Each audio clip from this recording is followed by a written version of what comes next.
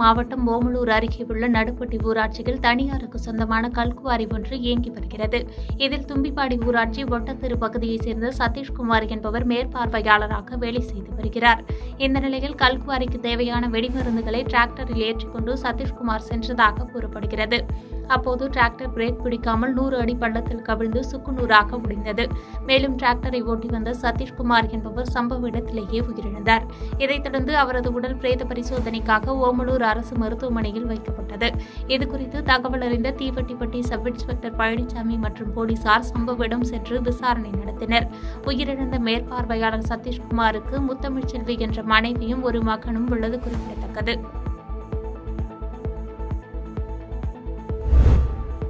திண்டுக்கல் மாவட்டம் வேடச்சந்தூர் அருகே உள்ள அய்யலூரில் எஸ்கே நகரை சேர்ந்த கருப்புசாமி என்ற வாலிபர் நடந்து சென்று கொண்டிருந்தார்.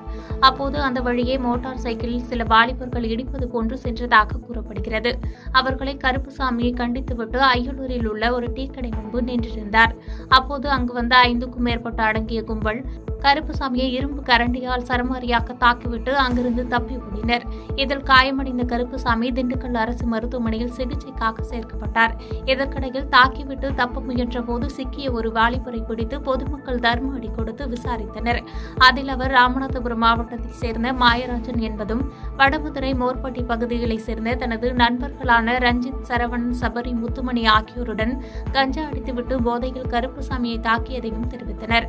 அதனைத் தொடர்ந்து வடமதுரை போலீசார் மாயராஜனை மீட்டு திண்டுக்கல் அரசு மருத்துவமனைக்கு சிகிச்சைக்கு அனுப்பி வைத்து இந்த சம்பவம் குறித்து விசாரணை நடத்தினர். திண்டுக்கல் மாவட்டம் சாணார்பட்டி பகுதியில் உள்ள கண்டிகாபுரத்தைச் சேர்ந்த பக்தர்கள் பாத யாத்திரையாக சென்று பழனி சிவகிரிப்பட்டி பைபாஸ் சாலையில் உள்ள இடும்பன் குளத்தில் அமர்ந்திருந்தனர். அவர்களுடன் பழனியம்மாள் என்ற பெண்ணும் அமர்ந்திருந்தார். அப்போது அப்பகுதியில் சென்ற கார் ஒன்று அங்கு அமர்ந்திருந்த பழனியம்மாள் என்ற பெண்ணின் மீது மோதியது. இதில் அதிர்ச்சியடைந்த அந்த பெண் மயங்கி விழுந்தார். இதனையடுத்து அங்கிருந்த பக்தர்கள் காரை ஓட்டி வந்த நபரை பிடித்து தர்மடி கொடுத்தனர். மேலும் ஆத்திரத்தில் காரை அடித்து உதைத்து கார் கண்ணாடியையும் உடைத்தனர். இதையடுத்து பாதுகாப்பு பணியில் ஈடுபட்டிருந்த போலீசார் சம்பவ இடத்திற்கு வந்து காரை ஓட்டி வந்த நபரை போலீசார் பாதுகாப்பாக அழைத்து சென்று விசாரணை நடத்தினர். புதுச்சேரியின் நாளை மறுநாள் நடைபெறவுள்ள குடியரசு தின விழாவில் ஆளுநர் தமிழிசை சவுந்தரராஜன் பங்கேற்று தேசிய கொடியேற்றி வைக்கிறார். அதற்கான இறுதிக்கட்ட அணிவகுப்பு, ஒத்திகை மற்றும் கலை நிகழ்ச்சிகள் புதுச்சேரி கடற்கரையில் நடைபெற்றது. இதில் காவல்துறையினரின் பல்வேறு படைப்பிரிவுகள், முப்படைகளைச் சேர்ந்த NCC மாணவர்கள் மற்றும் பள்ளி மாணவ மாணவிகளின் அணிவகுப்பு, ஒத்திகை நிகழ்ச்சி மற்றும் பள்ளி மாணவர்களின் கலை நிகழ்ச்சிகள் நடைபெற்றது.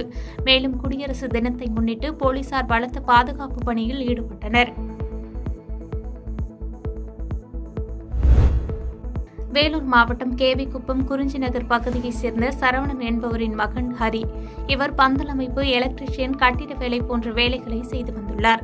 இந்த நிலையில் குறிஞ்சிநகர் பகுதியில் பழைய வீட்டின் கட்டிடத்தில் கான்கிரீட் தளம் இடிக்கும் பணியின் போது எதிர்பாராத விதமாக கான்கிரீட் அடித்தளத்தில் வாலிபர் ஹரி சிக்கிக்கொண்டு உடல் நசுங்கி உயிரிழந்தார்.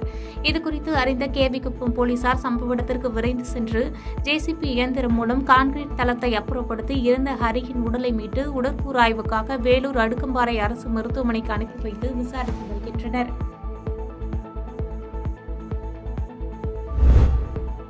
தென்காசி அருகே பள்ளிவாசல் கந்தூரி விழாவில் கலந்து கொண்ட அரசியல் கட்சி பிரமுகர்கள் சண்டையிட்டுக் கொண்டதால் பள்ளிவாசலில் பரபரப்பு ஏற்பட்டது.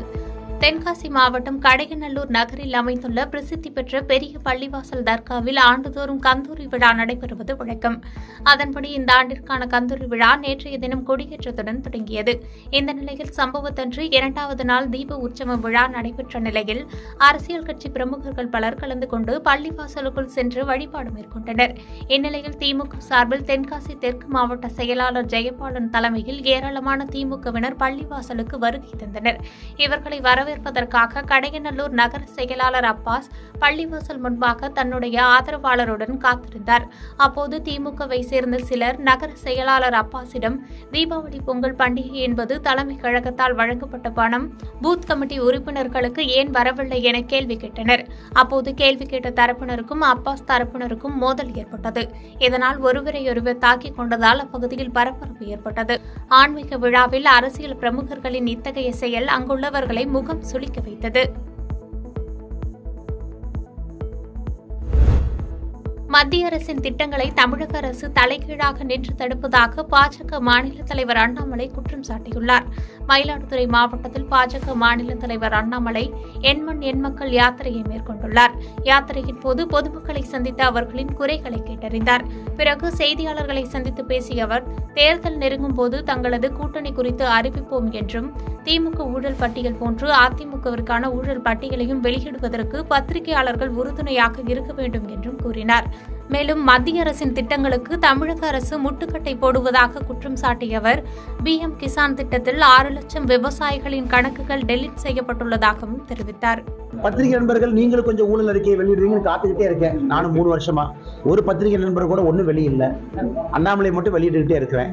நீங்களும் கொஞ்சம் எங்கூட துணை சேர்ந்தீங்கன்னா 2 பேரும் சேர்ந்து வெளியிடலாமே. பாதகம் செய்பவரை கண்டால் நாம் பயங்கொள்ளலாகாது பாப்பா, மோதி மிதித்து விடு பாப்பா, அவர் முகத்தில் உமிழ்ந்து விடு பாப்பா.